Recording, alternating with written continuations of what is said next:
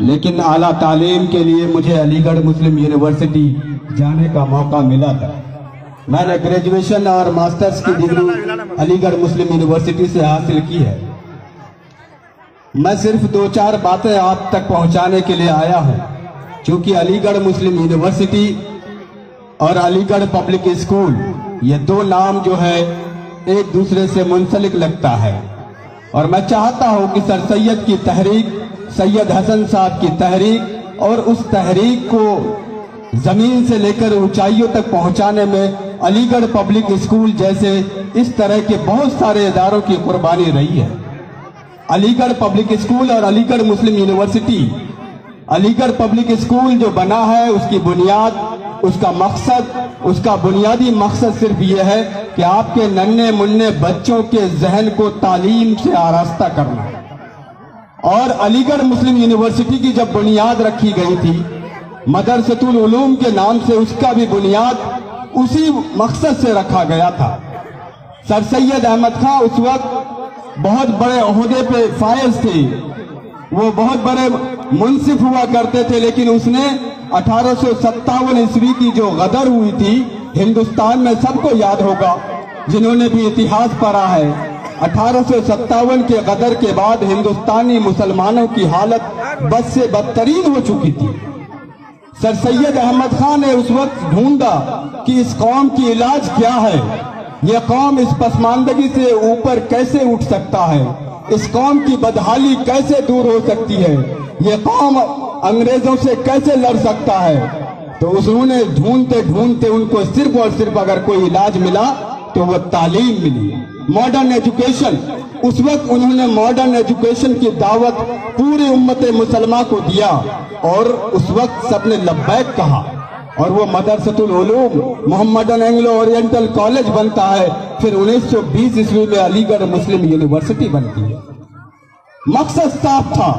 سر سید احمد خان چاہتے تھے، اس وقت کہتے تھے مسلمانوں کو، کہتے کہ تم ہتھیار اٹھا لو، اس وقت کہتے کہ تم دولت کما لو، اس وقت کہتے کہ تم راجنیتی میں سیاست میں آ جاؤ، اس وقت کہتے کہ تم کچھ اور کر لو، لیکن نہیں، اس وقت اس کا سب سے اگر اہم علاج تھا تو وہ صرف اور صرف تعلیم تھی۔ تعلیم کے بدولت آج یونیورسٹی بنی، اور یونیورسٹی کے ذریعہ بہت کم فیس دے کر کے لاکھوں بچے، ہزاروں لاکھوں بچے، کوئی ڈاکٹر، کوئی انجینئر اور کوئی نہ جانے کتنے کتنے پدوں میں جا کر کے اپنے قوم کی بھلائی کر رہے ہیں، اپنے پریوار، اپنے سماج کی بھلائی کر رہے ہیں۔ میں آپ سے یہی کہنے آیا ہوں، سر سید احمد خان نے اس وقت صرف اور صرف علی گڑھ مسلم یونیورسٹی تک ہی تعلیم کو محدود نہیں کیا، بلکہ اس نے لاسٹ میسج میں لکھا تھا کہ اے اسٹوڈنٹس، اے چھاتر، اے طالب علموں، تم ایک ایسے ادارے میں آئے ہو جس ادارے کی لڑائی لڑتے لڑتے میری آنکھ کی بینائی کمزور ہو گئی، وقت سے پہلے میں بوڑھا ہو گیا، میرے آنکھوں کی روشنی تو کم ہوئی، لیکن مجھے منزل تک پہنچنے کے لیے جو میرا مقصد تھا وہ کبھی کمزور نہیں پڑا۔ لہٰذا آپ تعلیم حاصل کرو، یہاں سے جانے کے بعد وہاں پہ جہاں آپ رہو گے وہاں پہ تعلیم کی روشنی کو پھیلاؤ۔ اور آج علی گڑھ پبلک اسکول اس بات کی دلیل ہے، ہو سکتا ہے ان میں سے کوئی طالب علم یا کوئی اساتذہ علی گڑھ مسلم یونیورسٹی سے پڑھے ہوں، نہیں بھی پڑھے ہوں، ان کی تعریف تو ضرور پڑھتے ہوں گے۔ آپ سے میں صرف یہ کہنے آیا ہوں کہ جب کوئی ادارہ قائم ہوتا ہے تو وہ ادارہ صرف ایک ادارہ نہیں ہے، بلکہ وہ آپ کی اس علاقے کی پراپرٹی ہوتی ہے، وہ آپ کے علاقے کی ملکیت ہوتی ہے، وہ آپ کے علاقے کی پہچان ہوتی ہے، اور اس ادارے میں جو بچے آپ پڑھاتے ہیں ان بچوں کو سیکھنا، ان کی مینٹل ڈیولپمنٹ میں جو بھی چیزیں ضروری ہوتی ہے اس میں آپ کو برابری کی ذمہ داری نبھانا پڑے گا۔ آج اساتذہ کا کام کیا ہے؟ وہ اساتذہ آپ کے بچوں کے اندر جو پوشیدہ خوبیاں ہیں، ان کے اندر جو ہڈن ٹیلنٹس ہے، اس کو نکھار کے آپ کے سامنے لائے گا، دنیا کے سامنے لائے گا، لیکن اس کو مینٹین کرنا، اس کو شروع سے لے کر کے اونچائیوں تک پہنچانا، اس میں گارجین کی بہت بڑی ذمہ داری ہوتی ہے۔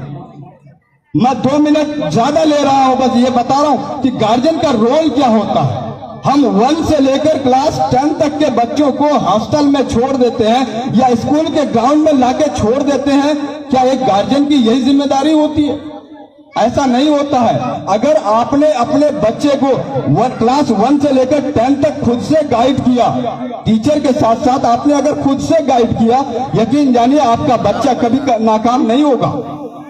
नाकाम आज देख रहे हैं ना क्या हाल है, माहौल कैसा है। आपके बच्चों